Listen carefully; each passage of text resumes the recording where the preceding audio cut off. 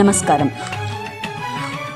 మన అందరి ఎద నిండుగా సంతోషం మెండుగా నింపాలి ఈ ఉగాది పండుగ అని ఆకాంక్షిస్తూ కథానంద లహరి సమూహ సభ్యులకు, శ్రేయోభిలాషులకు విశ్వావసునామ సంవత్సర ఉగాది శుభాకాంక్షలు.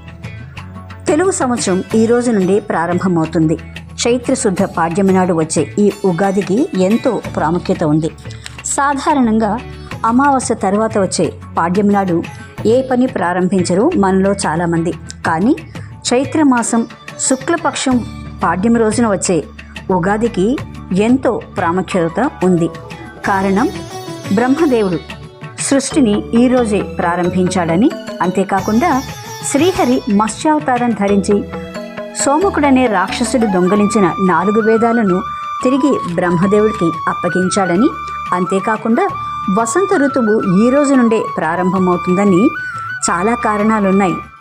అంతేకాదండి, ఉగా అంటే నక్షత్ర గమనం. నక్షత్ర గమనానికి ఆది యుగాది అంటే సృష్టి ప్రారంభమైన రోజు ఉగాది. ఉగాది సందర్భంగా చిర్రావూరు మదన్ మోహన్ రాసిన చిరు కవిత ఇప్పుడు విందాం. ఉగాది. ఆది నుండి అనాది నుండి ఆంధ్ర ప్రజల మదిలో నిండి మురిపించేది మరేది, నేడుదయించే ఈ ఉగాది. ఆది నుండి అనాది నుండి ఆంధ్ర ప్రజల మదిలో నిండి మురిపించేది మరేది, నేడుదయించే ఈ ఉగాది. కొత్త చింతల వింత పులుపుతో, వెరసి పూసిన వేప పూతలతో, మావి చిగురులు కోయిలమ్మల పంచమస్వర ఆలాపనతో, వచ్చిందదిగో వచ్చిందదిగో ఉగాది పండుగ, ఇది మన తొలి పండుగ. తెచ్చిందిదిగో తెచ్చిందిదిగో సొగసుల మెండుగా, ఇది మన తెలుగు పండుగ.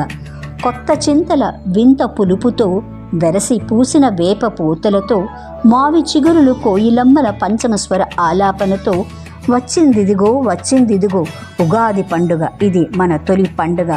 తెచ్చిందిదిగో తెచ్చిందిదిగో సొగసుల మెండుగా, ఇది మన తెలుగు పండుగ. ఆది నుండి అనాది నుండి ఆంధ్ర ప్రజల మదిలో నిండి మురిపించేది మరేది, నేడుదయించిన ఈ ఉగాది. ఉగాది చిర్రావూరు మదన్ మోహన్ రాసిన చిరు కవిత విన్నారు. మరోమారు అందరికీ ఉగాది పండుగ శుభాకాంక్షలు.